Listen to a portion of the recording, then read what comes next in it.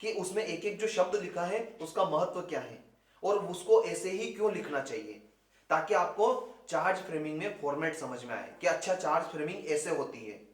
फिर एक बार फॉर्मेट समझ में आ जाएगा तो फिर हम अगले अगली एक एक क्लासों में सेक्शन समझते जाएंगे कि किसी व्यक्ति ने कौन सा अपराध किया है तो उसके ऊपर कैसे चार्ज लगाते हैं।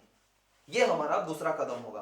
पहला कदम क्या है कि चार्ज बनाते कैसे हैं, फॉर्मेट में उसको ढालते कैसे हैं, लिखते कैसे हैं, यह हमें समझना है।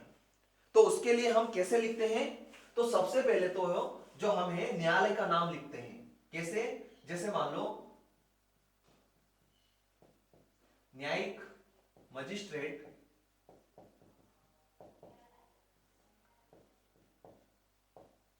प्रथम श्रेणी इंदौर मध्य प्रदेश, यह हो गया एक कोर्ट का नाम। इस तरह से हमें कोर्ट का नाम तो लिखना ही पड़ता है। जो भी अपन कोर्ट का कार्रवाई करते हैं उसमें चाहे अपन बयान रिकॉर्ड कर रहे हैं, कुछ भी कर रहे हैं, कोर्ट का नाम तो आता ही है। हाँ,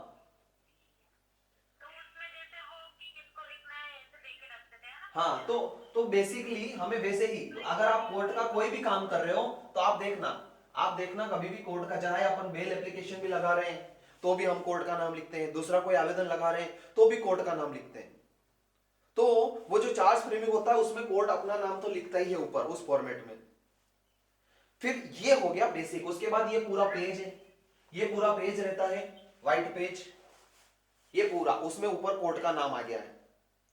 उसके बाद यहां से अब चार्ज फ्रेमिंग स्टार्ट होती है। तो जब हम चार्ज फ्रेमिंग लिखते हैं तो लिखते तो फॉर्मेट में ही हैं, लेकिन मैंने एक थोड़ा सा अलग तरीका निकाला है जिसमें हमें उसको थोड़ा पॉइंट में डिवाइड कर दें ताकि हमें समझ में आ जाए कि कौन से पॉइंट में क्या लिखना है। चार्ज फ्रेमिंग में पॉइंट बना के नहीं लिखते हैं, लेकिन एक बार हम उसको पॉइंट में समझ लेते हैं कि कैसे कैसे किस पॉइंट में क्या आएगा, फिर हम फॉर्मेट में उसको डाल पाएंगे। ठीक है, तो उसके लिए हमें 4 पॉइंट समझने रहते हैं। क्या 4 पॉइंट? पहला है टाइटल, यानी जब हम चार्ज बना रहे हैं तो हम टाइटल क्या लिखें और कहां लिखें। चार्ज फ्रेमिंग के लिए सबसे जरूरी है टाइटल लिखना, कि आपने टाइटल क्या लिखा और कहां लिखा। फिर दूसरा एसेंशियल एलिमेंट आता है इसमें, इंट्रोडक्शन।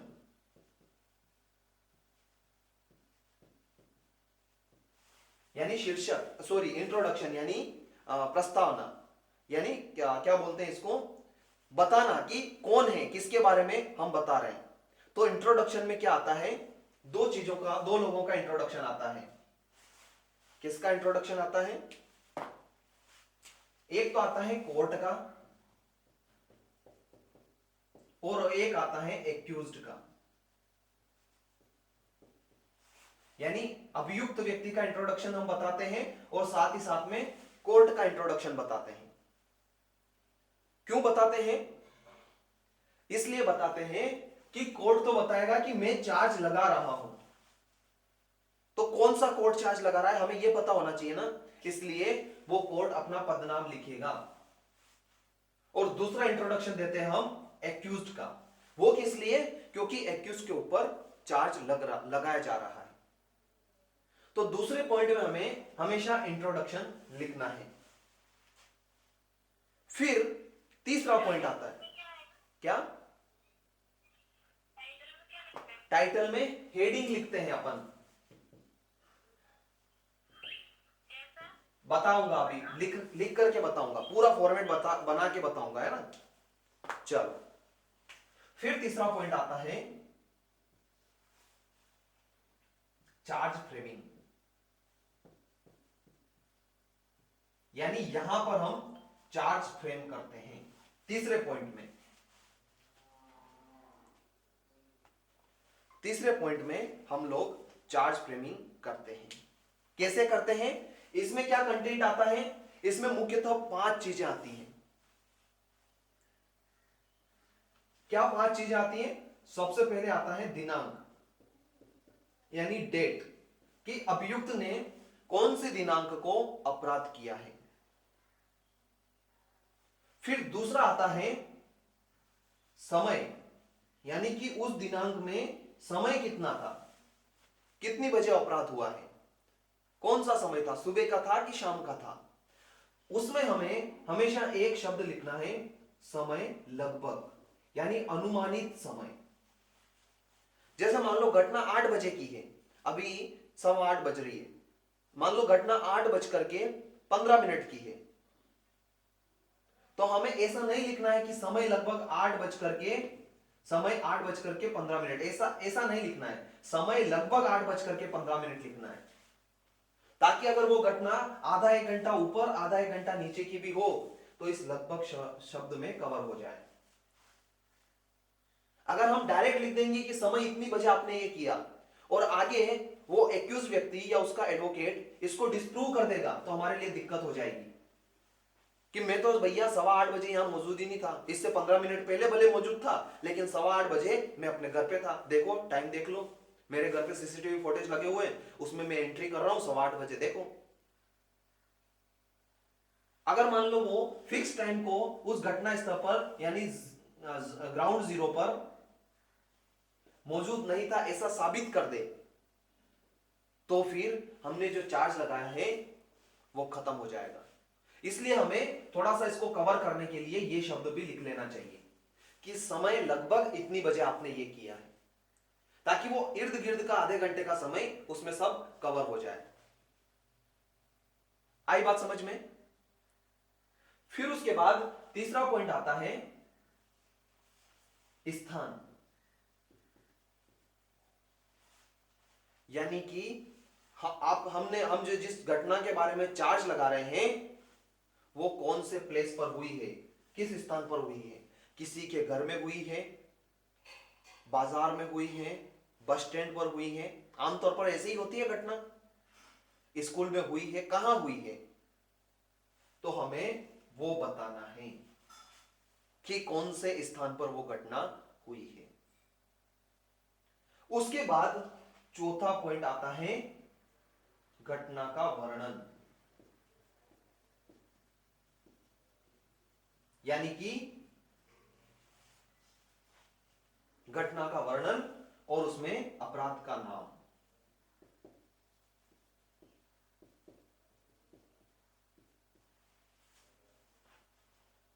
क्या मतलब है इसका? यानी कि क्या घटना हुई है ये हमें बताना है। जैसे मान लो किसी के साथ मारपीट हुई है तो हमें यहां पर बताना पड़ेगा कि कैसे हुई, घटना का वर्णन करना पड़ेगा शॉर्ट में, बिल्कुल लंबे में नहीं, 1-1.5 लाइन में शॉर्ट में, कि आपने लाठियों से उसके साथ मारपीट करी जिससे उसके सिर में चोट आई, या कहां चोट आई ये भी स्पष्ट ना करो तो आपने कैसे उसके साथ मारपीट करी ये बताना है कि आपने उसके साथ लाठियों से मारपीट करी, आपने उसके ऊपर तलवार से हमला किया,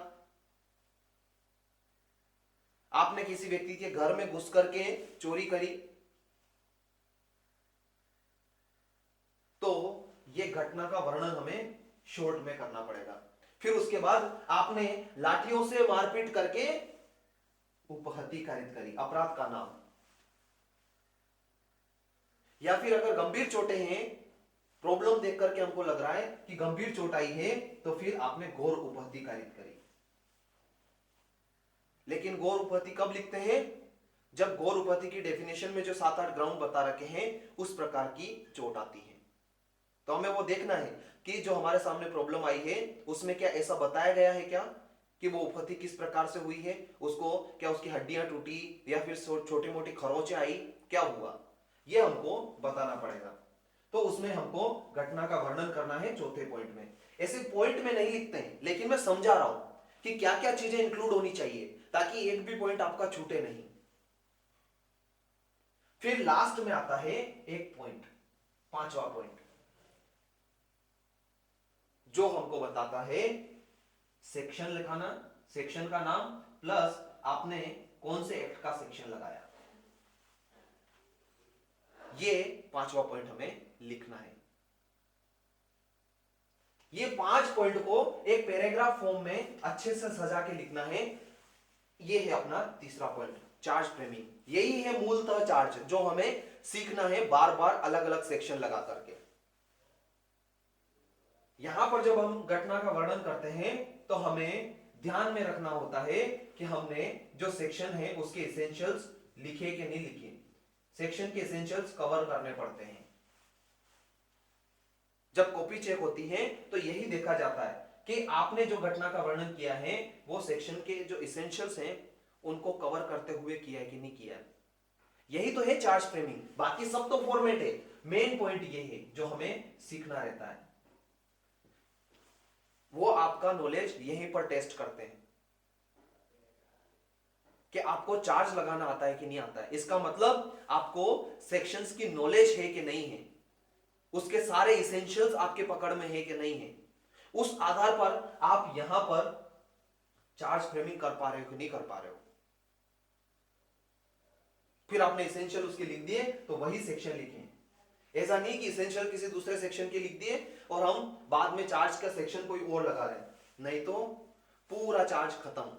जैसे ही गलत सेक्शन लगा कोई मतलब नहीं। हो सकता है वो 2 नंबर आपके फॉर्मेट के दे भी दें कि चलो अच्छी राइटिंग में लिखा है, अच्छा लिखा है, लेकिन कोई मतलब नहीं है। और फिर एक्ट का नाम। इस तरह से चार्ज फ्रेमिंग होती है। फिर उसके बाद एक लास्ट पॉइंट और आता है जिसको कि मैं ऑपरेटिव पैरा कह रहा हूं।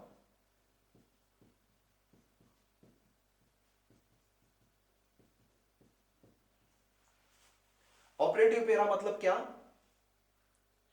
ऑपरेटिव पैरा का मतलब यह है कि इसमें हम अभियुक्त व्यक्ति से उसको चार्ज पढ़कर सुनाते हैं, समझाते हैं। यही हमको लैंग्वेज लिखनी है कि अभियुक्त व्यक्ति को चार्ज पढ़कर सुनाया गया, समझाया गया और उससे पूछा गया। दो क्वेश्चन हम यहां से उससे पूछते हैं। क्या तुम दोषी होने का अभिवाद करते हो, यानी कि हम जो ये ऊपर तुम्हारे ऊपर आरोप लगा रहे हैं, क्या तुम इसे आरोप को स्वीकार करते हो या फिर तुम विचारण चाहते हो? ये हमें पूछना है उससे और उसके बाद अभियुक्त के साइन भी कराने हैं। तो ये एक ऑपरेटिव पैरा है। तो जब हम फॉर्मेट सीखेंगे, यही है फॉर्मेट, तो उसके लिए ये पॉइंट हमेशा सेम रहेगा चार्ज में, ये हमेशा सेम रहेगा, ये लास्ट वाला हमेशा सेम रहेगा। चाहे आप 50, 100, 200, 500 जितने चार्ज बनाए। लेकिन जो ये तीसरा पॉइंट है चार्ज फ्रेमिंग का, इसमें हमेशा सेक्शन के अकॉर्डिंग और ऑफेंस के अकॉर्डिंग चेंजेस होते रहेंगे और मूलतः हमें इसी पर कमांड बनानी है। बाकी ये तो एक बार आपने सीख लिया तो ऑटोमेटिक आ जाएंगे तीनों पॉइंट्स। ये होता है चार्ज फ्रेमिंग। चारों पॉइंट समझ में आए? अब हम इनको फॉर्मेट में ढालकर देखते हैं। ये तो मैंने समझाने के हिसाब से बताया, इनमें कभी भी पॉइंट बना करके नहीं लिखते हैं। चार्ज को हमेशा फॉर्मेट में ही लिखते हैं, लेकिन उस फॉर्मेट में भी हम क्या लिखें?